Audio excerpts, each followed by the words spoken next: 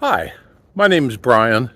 I served in the railroad industry for several years and doing things like in-plant derailments, load adjustment, car repair, mobile car, mover repair, locomotive leasing, that kind of thing. And other than that, I have an opinion. Take it or leave it. So what we're going to do today is talk about Railroading 101, and it might be 1001.5 because this is just pretty basic. If it's too basic for you, I'll bet you can find something else to watch. If you're enjoying it, hang in there. So when I was doing in-plant derailments, a lot of people would ask me, what is the main reason that cars derail? And the answer is simply gravity. Gravity is always looking to take this 130 ton of car and product to the ground. And that's a common term we would use. It's on the ground. How many cars on the ground? Oh, expletive. I've derailed the locomotive and 2 cars. They're on the ground. So on the ground is the term describing what has happened. And why do we use that term? If you would watch Juan Brown Broncolirio channel, he does aviation accidents. And the question there is always, it went on the ground. The airplane, meaning, unfortunately, gravity took it to the ground. How about truck wrecks? You never say that because they run on the ground. So what does a train and a plane have in common that we use that phrase? And here it is, quite simply. A railroad car is suspended above its foundation. The web of the rail is what keeps it suspended. So you don't think of a railroad car flying like an airplane, but it is suspended in air with a gap that makes up the difference between being on the rail and being on the ground. And when I would tell people gravity, I don't know, maybe they thought I was a smart aleck. It's the way I feel. But why does gravity get a chance to take over? Well, one major reason would always be that you get out of gauge. It's 56.5 inches between the rails. When that gets too wide, and if I had extra hand, I would show it. When the rails spread, the gauge is open, and the axle can drop straight down in. Now, that's a common derailment in plant. Been on a lot of those.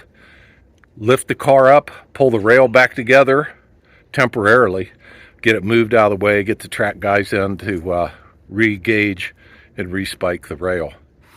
Other major reasons, flangeways filling up. So every time a rail car, goes over a crossing, there's generally a flangeway there, which is the small indentation left where the flange runs. If that gets full of material, ice, snow, gravel, cinders, that car gets a chance to come up off the rail and make its way over and go on the ground. So those are the major derailments. Speaking of that, let's take a moment and regret the terrible accident in Texas, where a UP train at speed hit what looked like a wind tower column and derailed and killed both guys in the locomotive. So sad. Sorry for the family. Should never have happened. That's a mainline derailment and quite different from what we're talking about here. So back to the car. It's suspended, just looking for a chance to go to the ground. Now, in the next edition of Railroading 100.5, we're going to talk about what holds this whole car together. But I'll tell you right now, as a sneak peek, you know what I think is the most important part on a railroad car? Make your guesses. Air hose? No. Coupler? No. Air brakes? No. As computerized as railroading is, meaning how they keep track of all these cars all over the country, I think the most important part is the flange.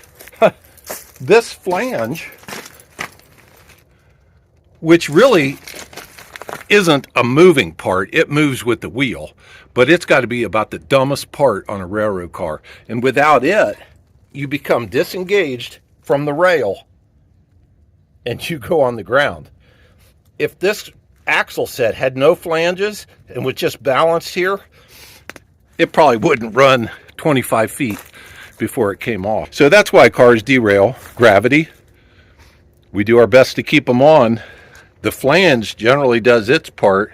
How about that? Pretty simple. Well, in our next episode, we're going to talk about what holds a railroad car together.